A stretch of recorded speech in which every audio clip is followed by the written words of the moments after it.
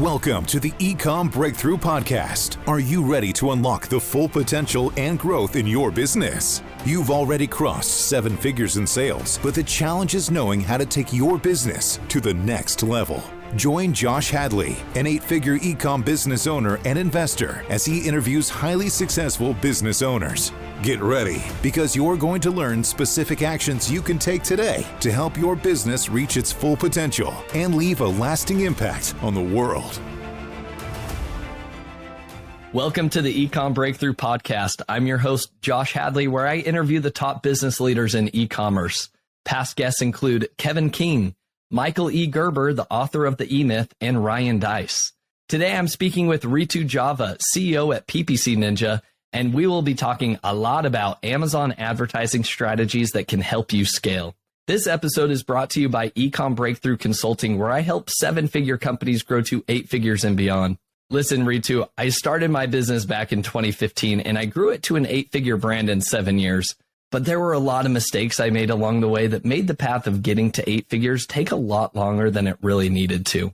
There were times where I had a lot of self-doubt. Could I lead a team of people? Could I be a CEO? Could my business and brand survive? And financially, could I understand the cash flow management of the business in order to survive? So if our listeners have hit similar plateaus and they're looking for the next steps to overcome those obstacles and grow to that next level, then I encourage you to go visit ecommbreakthrough.com. That's Ecomm with 2 M's to learn more. And as a special bonus to my podcast listeners, this month I'm giving away one $10,000 comprehensive business strategy audit session at no cost. All you need to do is email me at josh@ecommbreakthrough.com, and in your subject line, say strategy audit, and then plead your case as to why I should choose you and your business to work with for this month. And if you don't win this month, don't worry, you'll be entered to win for future months to come. And before I get into introducing today's guest, I want to give a big thank you to Amy Weiss and thank her for referring Ritu as a guest for today's podcast. Amy Weiss is the CEO of Amazing at Home. She is the top-rated e-commerce consultant and Amazon guru.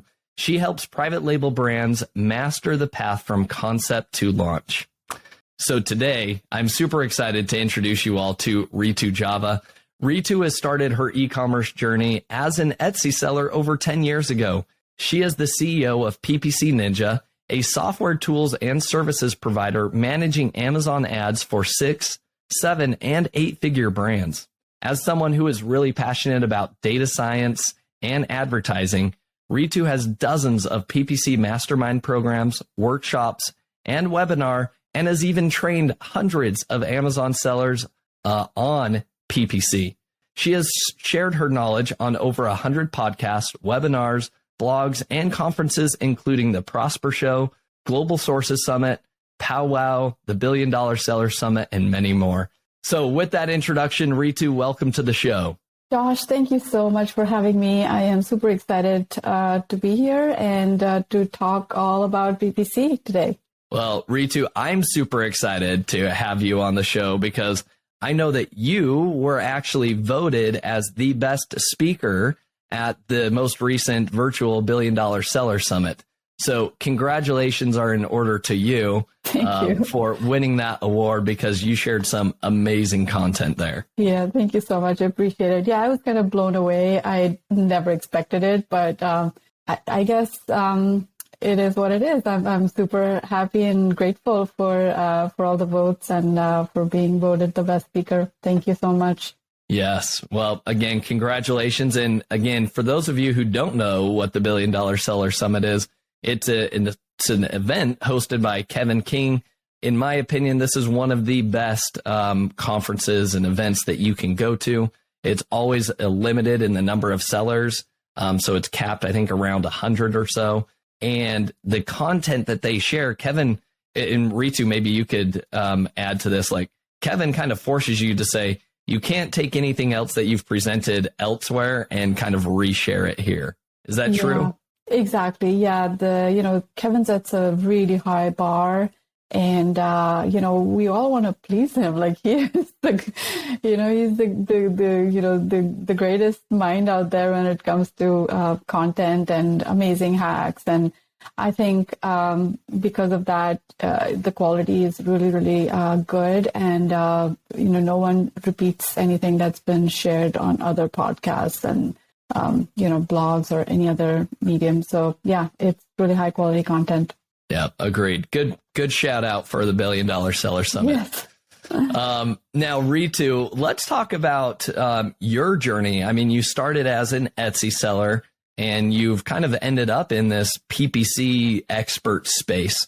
So walk us through, you're passionate about data science, and obviously there's a lot when it comes to data science with the amount of data that we're getting from Amazon with advertising. Tell us, how did you decide to get into advertising and why did you decide to niche down specifically there? Yeah, so I realized, as an Etsy seller that it isn't enough just to have a listing, and people won't even notice that you put up a listing and it's just going to sit there at the bottom of a very large pile of, all kinds of products. And why would anyone even find you? So, when I launched my my jewelry brand on Etsy over 10 years ago now, it was that struggle. I was like, oh, I'm not getting any views. Nobody's, noticing me. So I started doing all kinds of things like participate in collections and, joining forces with other Etsy sellers so that we could get like mood boards out and, doing Pinterest and driving traffic to my Etsy page. And nothing seemed to be moving the needle, and then I got into Facebook advertising, and then I started my own blog because I wanted to support the content. Then I started a YouTube channel. I started showing people how to make jewelry. So everything that I could do in terms of like sending high quality traffic, I was doing, but I wasn't seeing any results because, the winners were taking all the market share and they were like way ahead of me. I'm like, how do I get into this space? How are people making so much money on Etsy and I'm not even being noticed, So that was my problem space and I wanted to solve it desperately, So I just took in so many courses at that time. I remember I took courses in Facebook advertising, followed all the major gurus, the Amy Porterfields and the don't remember names anymore, but so many people in the space that were sharing free content and good content, and I was like, gosh, I'm so grateful there's podcasts and people are actually, willing to share their knowledge. And of course, they would at the end, invite you to like a paid course and stuff, which is understandable. But I learned a lot from there. And, by background, I'm an engineer and I like to solve problems. I want to figure out the formula for success. That's generally been my kind of guiding principle. So I decided to go back to school. So I was like, okay, I'm going to take courses in data science. So I took a bunch of courses, including programming, like Python and SQL, and went back to school in the United States. Well, at the time when I started my Etsy store, I was living in Japan. I lived there for 17 years, by the way, and it was a great time. But then I was ready for, real work. So I went to Seattle, Washington to do a year-long course in data science. And then that's kind of what changed the trajectory of my life, because right after that, I was, given an opportunity to work as part of an e-commerce brand. I was hired to be the marketing manager for, tools, right? Software tools for Amazon sellers. So I kind of got in the space, was very lucky for that break, and was immediately attracted to PPC. Immediately that was the thing that was exciting for me, because I knew that I had a similar experience of wanting to make my product be seen and chosen, and so that started my journey really into PPC. And fast forward to today, it's 6 years since that moment. I am now in Canada. I live in Canada. I've been here for 5 years, and I'm the CEO of PPC Ninja. So we have software and services, and I've really enjoyed every moment of this journey, and more just feel that this is where I want to be. This is where this is where I light up. I love data. I love playing with data, and I just love all the tools that Amazon is sharing these days with search query performance and new brand analytics and just a lot of stuff. So excited to be here. Yeah. Well, Amazon is certainly pumping out more data than they ever have before. So having somebody like yourself as a data scientist to be able to talk to that understands how to sift through large amounts of data and actually draw conclusive, parallels to why things are happening the way they are in your account can be super valuable. So, Ritu, there's so much that we could dive into. The first thing that I want to kind of ask you, though, knowing that our audience is primarily established sellers that have already crossed that 7-figure mark, why do you think Amazon advertising is so important for them in order to help scale their business to 8 figures and beyond? Yeah, so I think the one metric that I would like to draw everybody's attention to is the PPC to organic ratio. Like that ratio will tell you what percentage of your sales are coming from ads and what percentage are coming from organic. And if you look at that percentage over time, you will see that there's been a significant shift. There used to be a time when 20% of your sales could come from ads, and you could basically spin up the flywheel and get relevance for a lot of important keywords. And, that was the formula for success, right? Just a little bit of your ad spend would drive a lot of organic rank. Not anymore, right? In fact, now we're seeing a shift in the other direction where 50 to 60% of a lot of brands' sales are actually coming from ads, which is scary, but it's also inevitable because Amazon is becoming more and more pay to play, right? The first page is crowded with ads, right? And then there's so many competitors, including from mainland China, the factory brands that are competing side by side with us, right, with Western brands. And they have an unfair advantage. They have just too many advantages, and they can easily kind of knock us out, right? There's a post I was reading recently where they were talking about, how ChatGPT has kind of leveled the playing field even more, and Chinese brands can now have access to perfect English and perfect bullet points. And so then what is the way to differentiate? Everything looks good for them, and it's very hard anymore to stand out, right? So organic ranking is good, great, but then what we're actually seeing is that we're even fighting for PPC ranking. Like we're not even getting the first 4 spots on PPC, which is crazy. No matter how much you pay, you're really having to struggle to get to stay in that spot. So, which is why it becomes even more important to understand everything that advertising has to offer. Look for low-hanging fruit that other people are not paying attention to. So you've got to be very kind of vigilant, looking out for new opportunities, because as soon as new ad types or new opportunities come out, that's the time you want to get in real quick, because, as time goes by, everybody's going to catch up. All those techniques will be out, and then you lose your advantage, your first mover advantage. So being vigilant, being, aware of the space, and, embracing advertising, because you can't, I know there's a love-hate relationship there. I know everybody, hates the fact that Amazon not only takes a share of their profits, but then you have to also keep aside a bunch of that for advertising. So I guess the faster you embrace the fact that it's inevitable and come up with smart strategies to help you stand out, the better. Yeah. Ritu, I think you did. That was a great summary. I think the faster you adopt the PPC, the better. Because I think there's a lot of sellers that kind of pull the cover over their heads and I'm just going to pretend that I don't need to do anything with PPC, or I'm just going to turn on my auto campaigns because PPC is just so complicated, right? And we're definitely moving over the next 5 to 10 years where, I think I love what you noted there, that right now we talk about what's your organic ranking and how do we get ranked organically.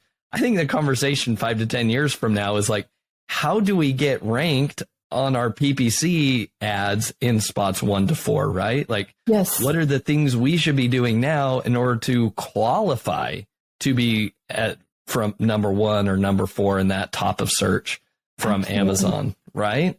Yeah, that is the struggle at this point. How do you even get shown with ads? Yeah. So I love that. I also love the fact that you talked about that first mover advantage for advertising. I think that is extremely important. You want to talk about, any type of low hanging fruit. How do I reduce my CPC? Because, CPCs can be crazy expensive in certain categories.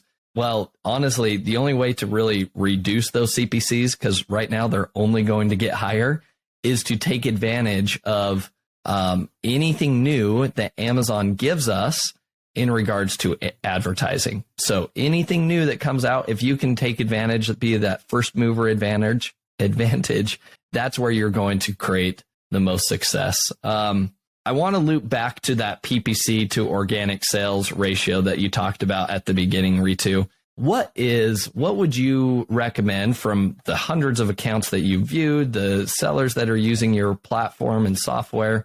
What do you see right now is a healthy balance of PPC sales to organic sales for an established brand? Yeah, and I think it's very dependent on the category. Some categories are so saturated that 60-40, 60 PPC and 40% organic is becoming the norm. For example, just to give you an example from the pet space, just so crowded, like especially if you're selling any kind of like dog toys or pet products and things like that.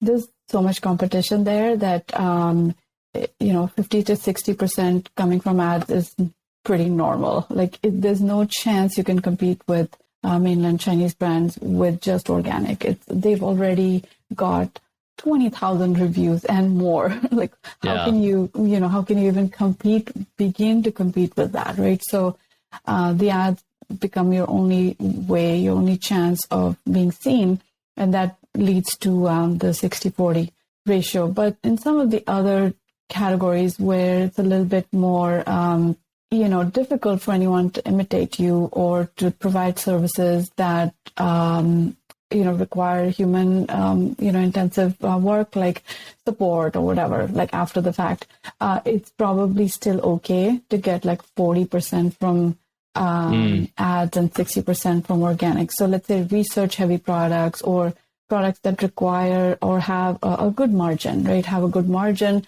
that are not so easy to imitate. Those categories, you're still seeing quite a healthy ratio. So it totally depends on the category. I would recommend just making a note of that number today and just watching it over time, because just baseline it and then you'll see whether it's going up or down. Yeah, that's good input. And on that note, while we're talking about metrics, what do you see as a healthy tacos percentage for an established brand? And I'm sure it changes based on what category you're in. For sure, if you're supplements, you're playing a much longer term game and you're playing on subscriptions and repeat customers. But let's say for an average brand, right, that has, one-time customers more often than not, what do you think is kind of the ballpark tacos number to ensure that they're healthy and competitive across the board? Yeah, so that's such a great question, really $1 million question. So, okay, here's what I think of tacos. Now, your tacos is going to be different at different stages of your journey. So, when you are starting off, your tacos needs to be competitive with the market. You can't be looking at tacos as a profitability metrics. It's more of like, what's the maximum I can afford to spend in order to get this business off the ground? But then as time progresses and you start to see, revenue coming in, flywheels working, everything is going fine, then you start to tweak the tacos target a little bit to kind of make it more profitable. So I think it's a kind of it's a calculation that I look for at 3 points. So I look at spend, I look at revenue, and I look at profits, right? So initially, when you're just starting off, even the smallest amount of spend will result in a drop in profits. You're starting off, you're spending money on ads, all of that is eating into your profits. But at a certain point, the spend, as you increase your ad spend, it's actually going to generate revenue for you, right? So what's the sweet spot when those two lines kind of cross over? That's the target tacos that is going to shift with the maturity of your account. So we do say that the guideline is that we don't want to spend more than 50% of net margin for your advertising. So I guess if you can keep that just general rule of thumb in mind, you should be fine. So no more than 50% of net margin. Eventually, you want to get there. But in the beginning, you're probably just going to be so break even that it's going to feel like ads are taking away from your profit, and you're not left with anything. So yeah, makes sense. So you say 50% of the net margin, right? Yeah. So that, and for our listeners, what that basically means, and I would assume that's kind of your gross margin, right? Because you've got your Amazon sales generating revenue, right? So that's metric number one, revenue. Then you've got to deduct your cost of goods sold. That would be number two. And then the other metrics that you're going to need to take into account are going to be your FBA fees and then that Amazon referral fee, right? So you got 15% for the referral fee, your FBA fees that you've got to add in, and your cost of goods sold.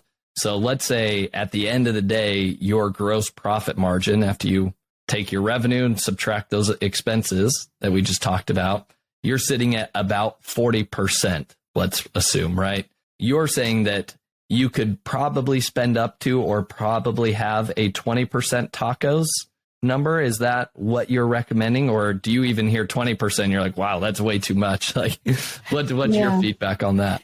Yeah. So, for an established business, it's okay to do to the gross margin, but I would say net margin is more accurate. Like, you'll probably want to also look at your overheads just to see how healthy your business is overall, right? If you're spending on, let's say, 5 employees who are also helping you, all of that needs to be taken into account and amortized over whatever inventory you have, and come up with some numbers. Initially, you won't need to do net, and I think your calculation works fine.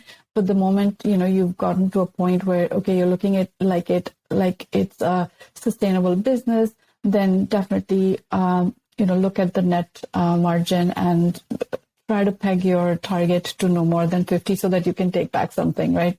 Yeah. That's the reason why we're all doing Amazon businesses, so that we can make income that will sustain us.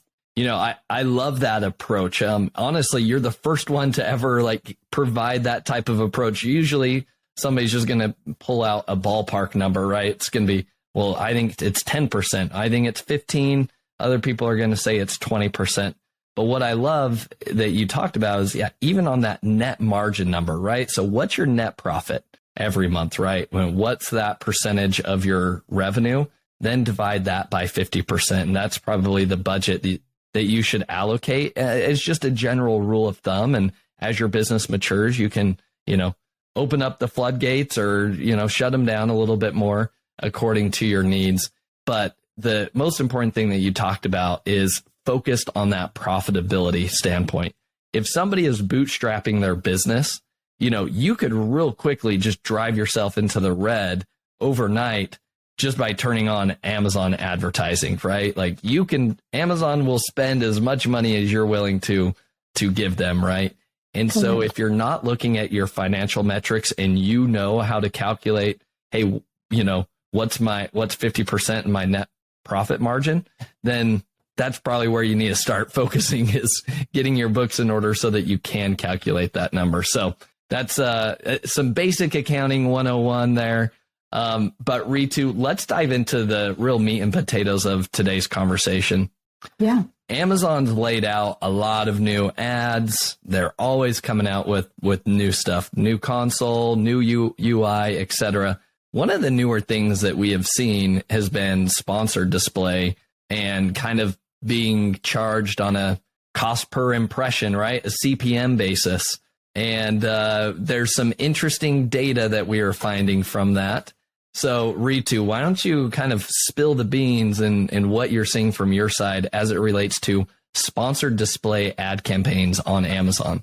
Yeah, so sponsored display, has been imitating DSP to quite an extent, and the closest kind of DSP sibling on the Amazon ads platform is the VCPM campaign type. The way you set these ads is when you create an SD ad or a sponsored display ad, in the bidding section, they will ask you whether you want to optimize for reach, optimize for page visits, or optimize for conversions. So the first one, which is optimized for reach, is the one that we're talking about today, which is a CPM-based model, which means that you will get charged on views or viewable impressions and not on clicks. So people can see your ad for just 1 second. Like if they see half your ad for just 1 second, it will be counted as an impression that you will pay for. And this is exactly what the DSP model is, right? The DSP model is based on impressions.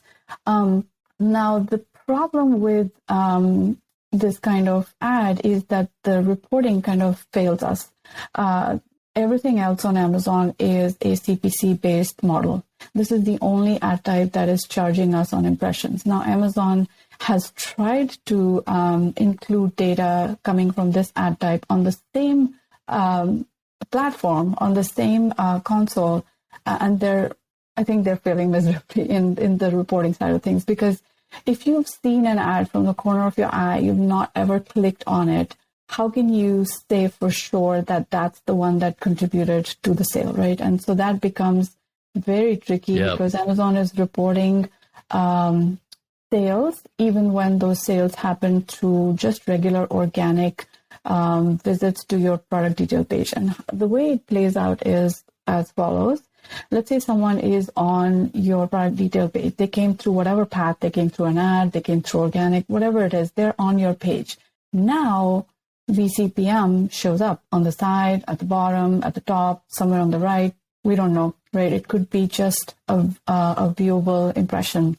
And because Amazon reports last touch attribution, which means that the last ad they saw will get the credit. Not the first one, right? The last one will get credit.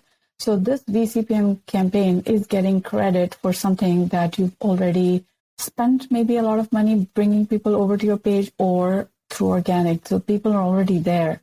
And then they see this ad. It acts as a closer, which means that it's basically assisting sales in a sense. It's blocking out some competitor maybe. Yes, it's doing all of that, but it's also not clear whether someone really noticed it. Like imagine half an ad for 1 second is counted as an impression. That's a pretty low threshold for being counted as the thing that contributed to the conversion. So that was the confusion. I think everybody was confused about it, but now we have conclusive data to show that this ad type is actually misleading in many ways, right? So let me explain how we found this and how you can also kind of detect if this is happening in your case. The first thing we noticed was that the ACOS on these campaigns is amazing. 0.5% ACOS, 3% ACOS. Oh, yeah. I've seen that even in my own ad account, right? It's like, oh my goodness, I've found the golden nugget of Amazon, 0.5% ACOS, right? Yeah, and this is wishful thinking because everybody wants their ads to work like this, right? 0.5% ACOS, beautiful, wonderful. What they don't understand is that this is being calculated based on impressions. So if you have, impressions and no clicks on your ad, you will still be charged and you will still be shown that, you had a sale from this impression, which is great, right? That's what they want to have us believe. So because it was so low, the ACOS was unbelievably low. We were very suspicious of this ad type from the start, but there was no way to prove it. We asked Amazon, they say everything is fine. This is driving you sales. People are looking at it. This is what brand awareness is all about and all that stuff, right? Then comes this new report that we discovered, which is called the, actually it's just a campaigns report. So if you go into your sponsored display, if you go into your ad console, look for reports, then go into sponsored display, and within that, download the campaigns report. This campaigns report now has an extra column, which is called 14-day total orders by click. So this is the metric that you want to pay attention to. How many sales came from click-based conversions, not view-based conversions? So the difference is startling, right? If you just do this calculation yourself, in the same sheet, you will see both these columns, just orders, 14-day total orders, and 14-day total orders by clicks. You will see the difference. And I can show you one, let me share my screen. I know people who are listening won't be able to see this, but if you come check out the YouTube channel, you'll be able to watch this video and see what Ritu is sharing. So quick shout out, go find Ecomm Breakthrough. Remember Ecomm with 2 M's on YouTube, and you can see Ritu's screen here. So here's the discrepancy. As you can see, I have on my screen the cost type, which is VCPM. We spent $23,000 almost, and the sales reported by Amazon on these ads was $241,000 in sales, right? Which gives me an ACOS of only 9%, 9.6%, which is pretty good, right? Pretty good. However, if I look only at click-based sales, the click-based sales, that means someone actually clicked on my VCPM ad, was only 6,876, which means my click-based ACOS is 337%. Just a little different. Just a little different. So this is something everybody can download today and find this discrepancy on their own. That's one kind of way of looking at this data. But as you know, I am very fond of data science. So I actually went and played with Amazon Marketing Cloud. So Amazon Marketing Cloud is a little advanced. It requires a setup, and then it gives you a lot of good data. The one that I was most interested in was first touch attribution versus last touch attribution. So last touch attribution, which is the default model on the Amazon console, which is how they're reporting such inflated numbers, is going to show that everything is great with VCPM. But if you look at the same data and say, what if this was a first touch attribution model? Did VCPM initiate? I mean, we know that it closed, but did it initiate any conversions? So when I compared those two side by side, the difference was absolutely plain and clear. So for first touch attribution, we saw that 3,000 sales came from VCPM.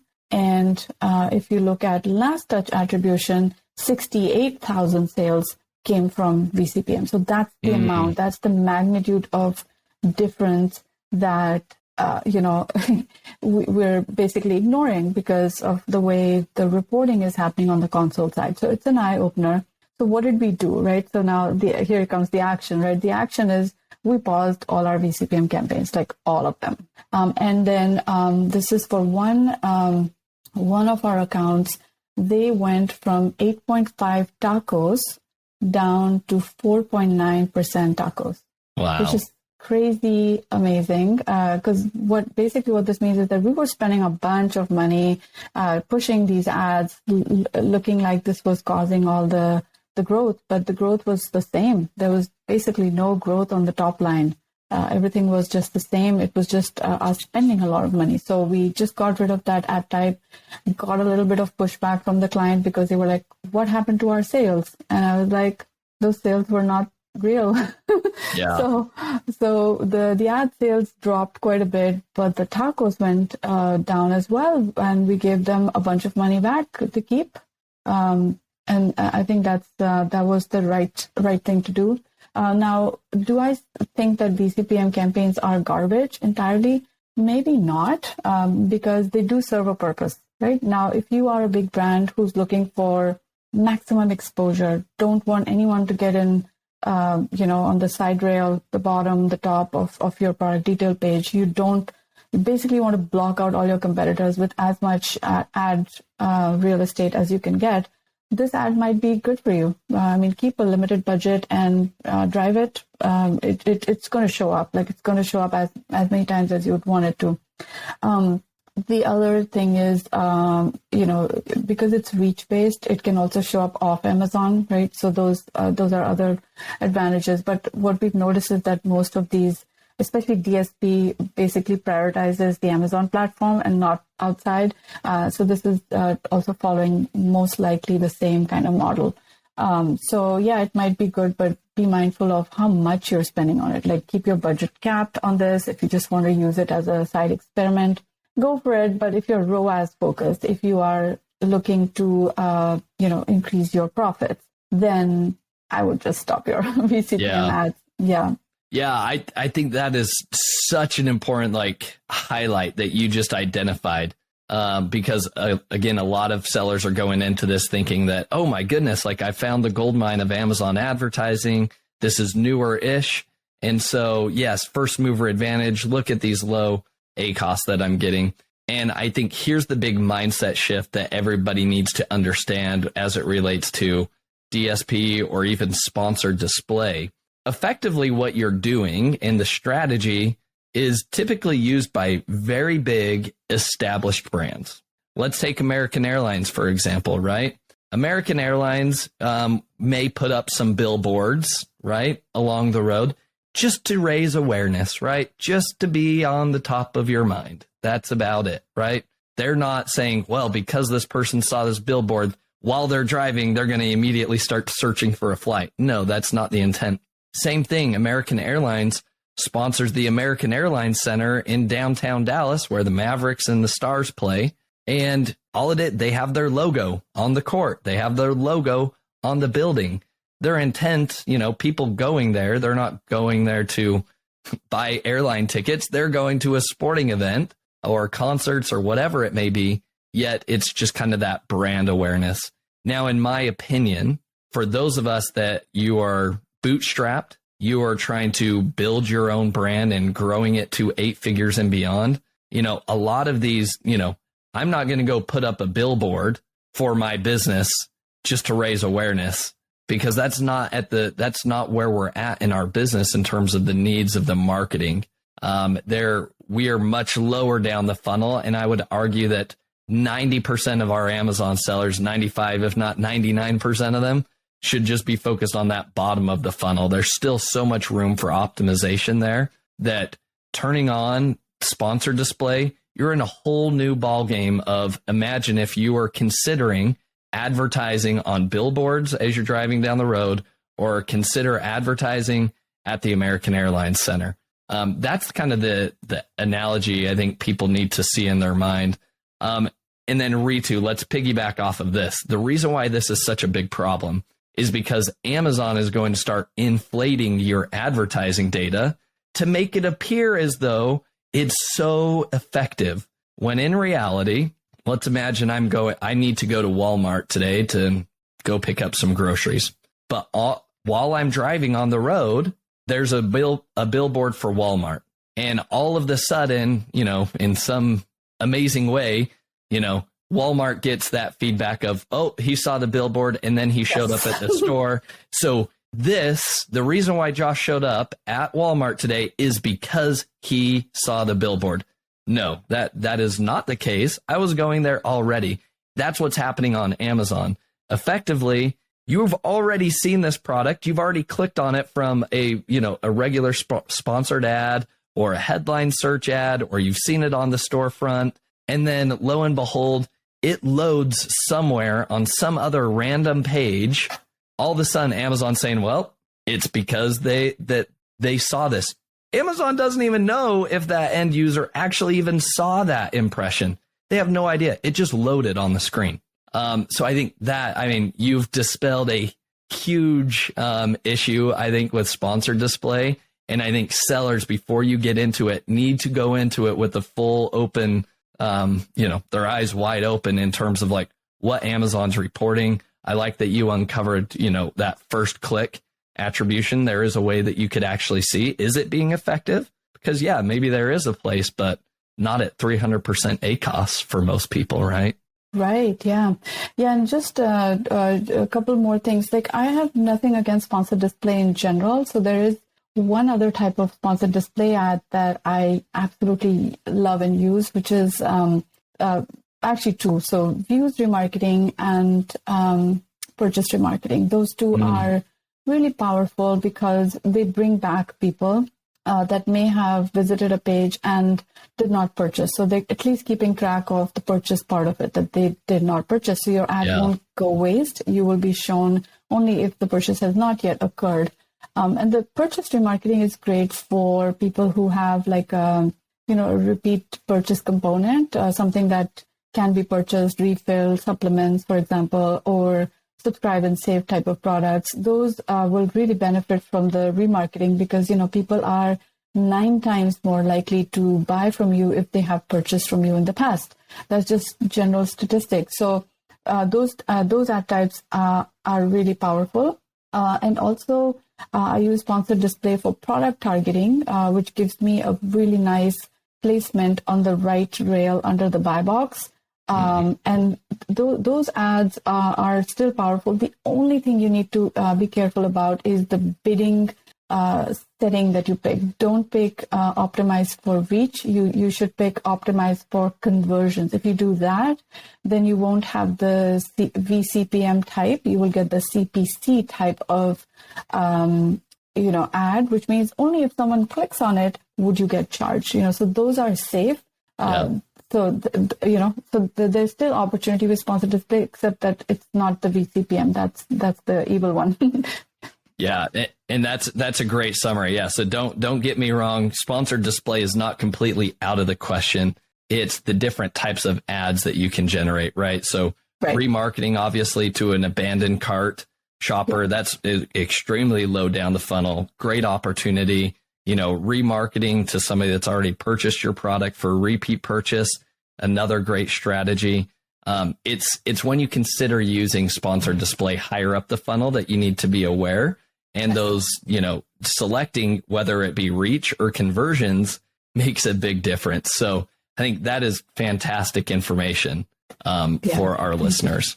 Now, Ritu, I know we're kind of running up on time, but there's an important thing that I think we need to share with our listeners, and that is the importance of doing a regular audit. That's something that you've been preaching from stages. It's something that you've built a 100-point checklist for. So why don't you tell our listeners, especially established brands, like, why is it so important for them to do regular audits on their account? And what do you mean by doing an audit? Right. Yeah. So, we audit so many accounts, even established ones. And we always find, areas of improvement. Like, we always think, gosh, I wonder why they're not doing this or that, or what made them skip this step or that step. So it's a question that we've always kind of wondered. And so we just started writing down, all the different things we look out for, like what is it that we look out for in an account to see if it's healthy or not. So we basically came up with this checklist that's just been growing and growing. So by the time you hear this, maybe it's 120 points. I don't know. But generally speaking, the checklist looks at the health of an account from different perspectives. So, for example, the first thing we look at is what is the account level performance, right? So that's just the top level metrics and looking for any kind of red flags on the numbers that we see there. Then we look at the brand performance. We look for things like, is this, brand looking out for itself? Is it doing enough defense, offense, and conquesting? Is there new to brand? Is there like strategies in place for new to brand acquisition or not? Then we look at campaign structure. How healthy are their campaigns? Are they set up for success or failure? To give you an example, recently we onboarded a client that had 20 ad groups within a single campaign, which is a formula for disaster, recipe for disaster, because, you can't do anything with that campaign. The moment we increase the budget even slightly on those campaigns, it went from being a very good ACOS to a very bad ACOS, like overnight almost, because all these ad groups that behaved roguishly in the past had been suppressed because of the budget cap, and these ad groups suddenly came alive because Amazon is like, okay, my budget has improved or increased at the campaign level, so we've got to start firing these other ad groups up. And that's how, overnight that campaign just got destroyed. Like we had to kind of bring it back and say, okay, stop. So because budgets are set at the campaign level, you don't want to have that many ad groups. It just creates confusion. So anyway, we look for that and a bunch of other things with campaign structure. We look at campaign health, which basically means that, we'll basically look at how many keywords have sales, how many keywords that have clicks and no sales, what's the wasted ad spend, what is the number of low ACOS campaigns that are being capped on budget, et cetera. So we'll do a bunch of those sorts of checks. Then we look at ad type coverage, so ad type selection and performance. I have so many good examples of people not even looking at sponsored brand ads, not even testing sponsored video. And sponsored display, of course, is out of question because it's too complex for people. They don't even go there. So everybody's focusing on the crowded pond, sponsored product, keyword-based ads. That's all they're focused on because they're thinking, I want to rank. And they're going after the most expensive ad type that's out there, right? The CPCs on those are the highest. So nobody's looking at low-hanging fruit or, balancing things out. So that's another thing we look for. We look for competitor tracking and targeting. Are they doing a good job of harvesting competitors that are already leading sales in your direction? One way or the other, Amazon is finding us and showing our products and, to these, on these pages and people are coming in. Are we capturing that information and using that as data? Are we looking at important tools that Amazon is providing so much data with that can be used for harvesting competitor information? And then we look at keyword performance. Keyword performance is obviously, so many things to check with keywords. Are they following a strategy for ranking or not? Are they looking at goal keywords, ranking keywords, and related keywords separately or not? Because we have a in-house methodology for ranking very sustainably and profitably. And we've seen some really good success with that. It's topic for another day, but pretty involved system for keyword ranking. SKU-based performance. People don't look at the SKU, how each SKU is performing from the ad side. Why? Because Amazon does not give us data on a SKU level, but our software helps us to do that. So we get reporting on a SKU by SKU basis. So looking at SKU performance, are there any low-hanging fruits even within your SKUs that you might be getting a really good ACOS on, but you're not advertising enough, things like that. So just a different slice of the same data. And then finally, we look at retail readiness. So that's our 9th point. I wish I could, share my screen and show you everything, but it's a lot. Maybe briefly, I can just give you a glimpse of our spreadsheet here. So, viewers on YouTube can take a look. So this is what our checklist looks like. So we start with PPC performance, brand performance, campaign structure, campaign health, ad type selection and performance, competitor tracking, keyword performance, SKU performance, retail readiness.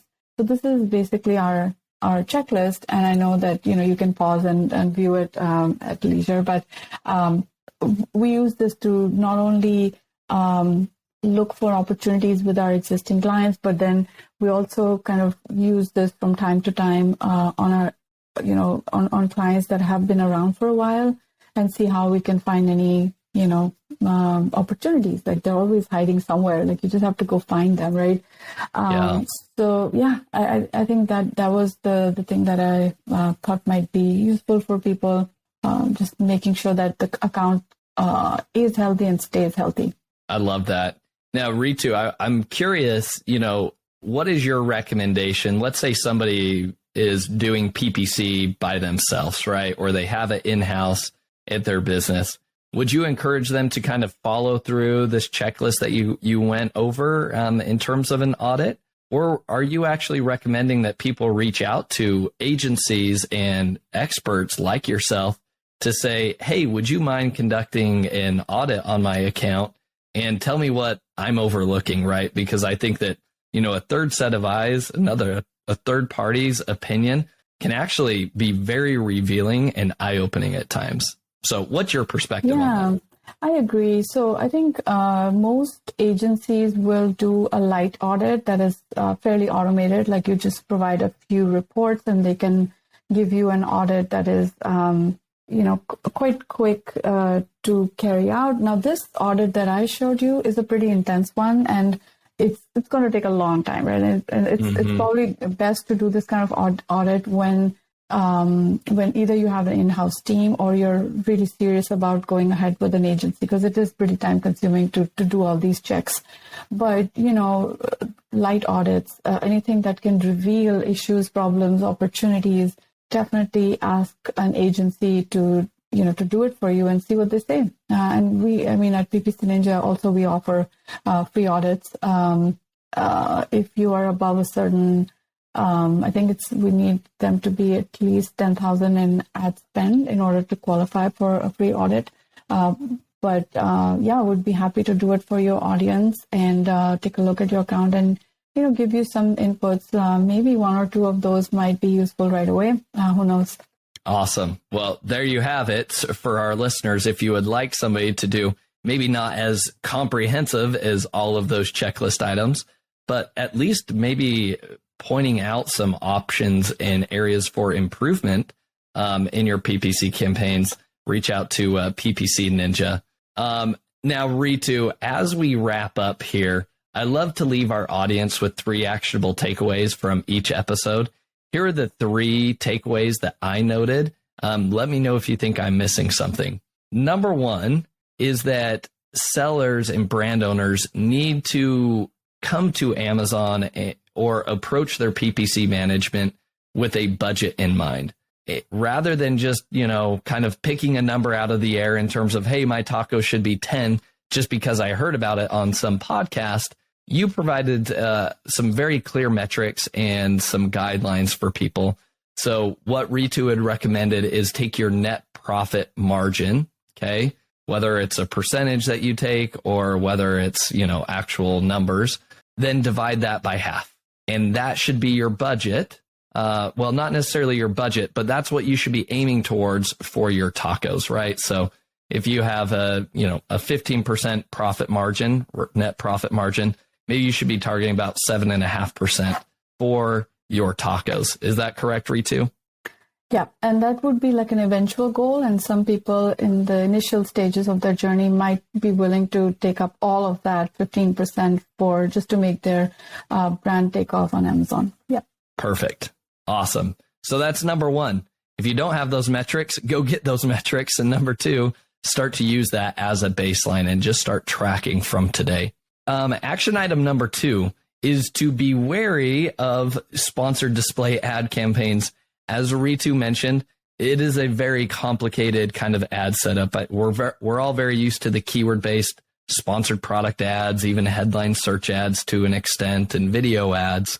But when it comes to sponsored display, there are a lot more different settings. There's a lot of different audiences that you could be targeting here. And so just be aware before you set things up that if you're seeing a 0.5%, 1% tacos, if it seems too good to be true, it's typically because it always is. And she walked us through the perfect way of how you can discover that. So rewind the podcast. You could definitely, hear the details of how you could uncover that. But just an FYI, there is a purpose for using sponsored display. Just make sure you're using the correct purposes and that it's actually serving your needs. So just go into it with your eyes wide open. Now, action item number 3 is to perform regular audits on your account.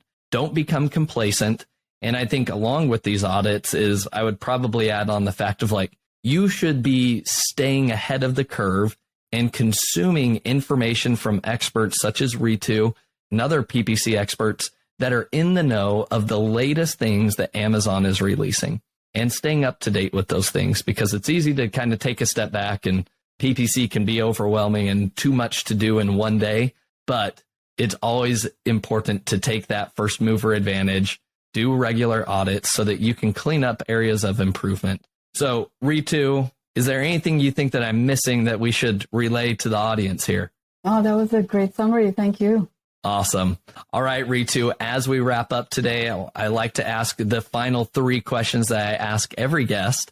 So the first question is, what has been the most influential book that you've read and why? The Goal by Ellie Goldratt. I read it way back in the 90s, and I reread it this year as part of my New Year's kind of goal setting exercise. And the reason why I love The Goal is because it helped me understand bottlenecks. And those are everywhere. Like if you want to do anything efficiently, you need to understand how bottlenecks work and how you can ease the flow of work through different bottlenecks and make sure that you get to the result profitably and in a timely manner. So I really love that book. Yeah, quick shout out on that book. That's one that I read when I was in college, and it actually is a very good book. I think at the time I was reading it, I was like, this is just assigned reading. Now, as a business owner, if you are sitting in that CEO visionary seat, that book, The Goal, is super, super important because your job, if you want to scale your team and grow your organization, all it is a matter of identifying the bottlenecks in your business. And as soon as you relieve one bottleneck, there's going to be another bottleneck, and then there's going to be another bottleneck. So the book is a very good way of like how to methodically approach those situations, things to consider. So I definitely highly recommend anybody that, again, is in that leadership role and you're trying to scale your team. I definitely recommend that book. Ritu, next question here is, what is a new productivity tool or software that you've recently discovered that you think is going to be a game changer? ChatGPT. Yeah, it's my buddy now. Like I have signed up for the paid version because I don't have the patience to wait when other people are using it. So I've just signed up for it, and I use it so often just to find answers to all kinds of questions. It helps me be more productive. It helps me take an idea and bring it to the next step. So I think ChatGPT is the game changer. I agree.